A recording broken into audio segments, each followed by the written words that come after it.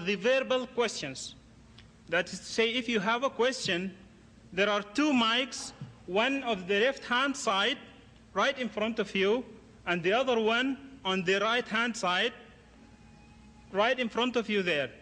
So you kindly step forward and stand in front of the mic and make a queue there. If you have more than one question, then ask one question and then go to the back of the queue, and then when the chance comes, ask the other question. But please, don't give us another lecture here. We are here to listen to one lecture. And if you would like to give us another lecture, then arrange for it and invite us, and we would be delighted to be here and hear your lecture.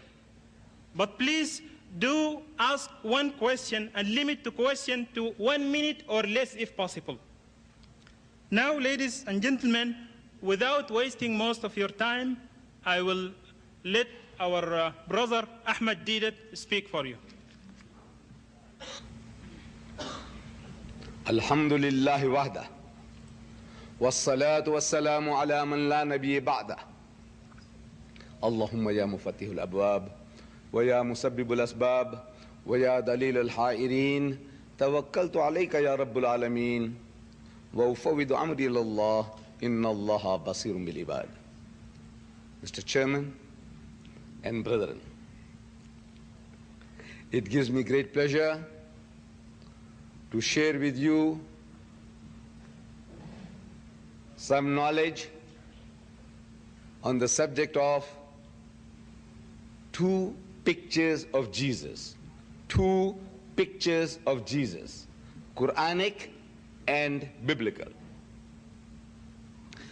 To my non-Muslim brothers, this might seem strange that I'm saying that there are two pictures.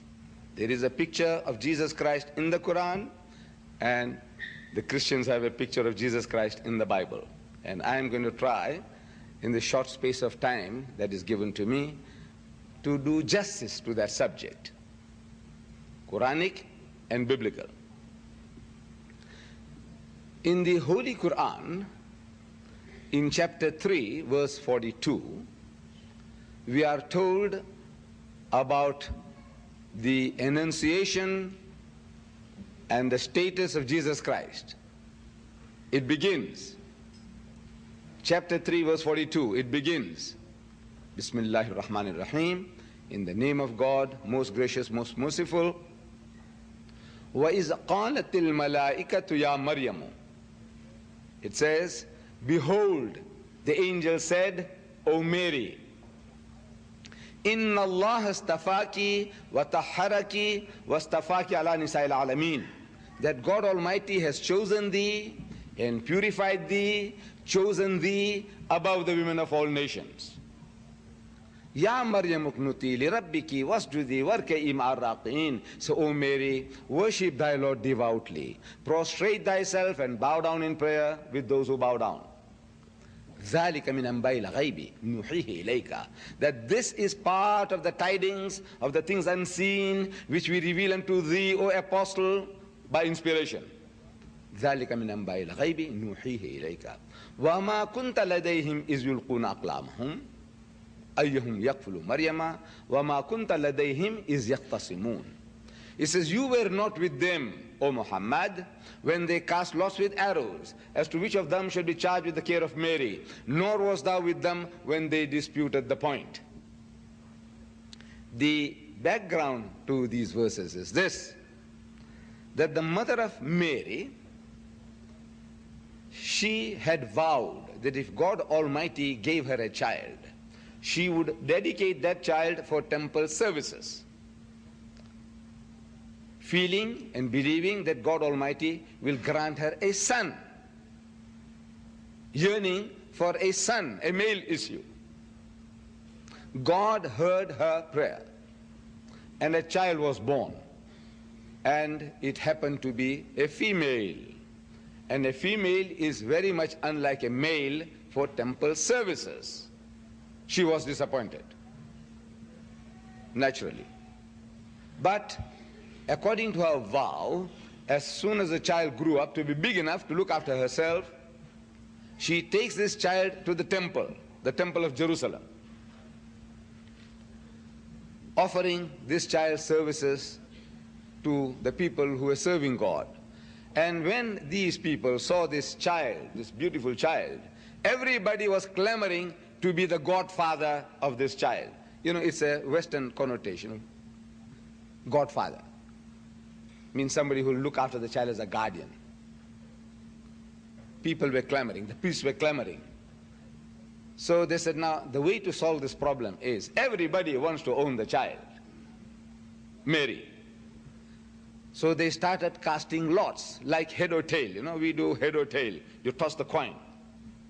So they casted lots according to the practice of the time, and it came to the turn of Zechariah that he was the fortunate person to be the godfather to this child. And there was a dispute, as always in things of this nature. You know, when you throw the dice, and if the dice falls for 6, they say, no, no, you cheated. You know, says, you know, we do that. This is human nature. And there was a dispute about the throwing of the dice. So God Almighty reminds Muhammad, and in other ways informing us, that how do you know all these things, O Muhammad? How did this knowledge come to you? You were not there when they cast lots with arrows, nor were you there when they disputed the point. Where did this knowledge come to you from? So God Almighty assures him and is assuring us that this is from himself. This knowledge is given to him by God. But our Christian brethren, they would say, no, this is not from God. This is Muhammad's own creation. This is his own concoction, the Quran. See, because they do not believe in this revelation. They say that the Bible is the last and final revelation of God, though it doesn't say so. The Muslim claims that the Quran is the last will and testament of God. There is a dispute, and we try to settle that dispute, you know, with regards to the Bible. This Monday just gone by, Monday the 3rd, in Baton Rouge, a debate took place between myself and Brother Jimmy Swaggart, one of the most prominent evangelists in the Western world today. He appears on more than 700 TV commercial stations, and as he says himself in his own book, he has thousands of cable channels. He is the most prominent in Christendom today. An amazing personality, charming people, him and his wife. I met them both and I love them dearly.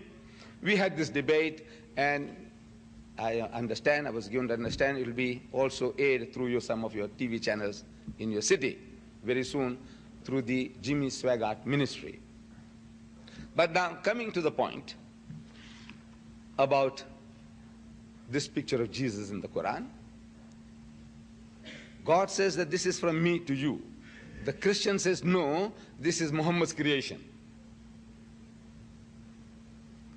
So let us analyze what I have just read to you. You see, at the very first verse that I read to you, God Almighty is telling us, told through Muhammad, telling us that Mary was a woman chosen by God Almighty above the women of all nations. This is enshrined in the Quran. Mary, the mother of Jesus, a woman above the women of all nations. So the question arises, why would Muhammad say such a thing?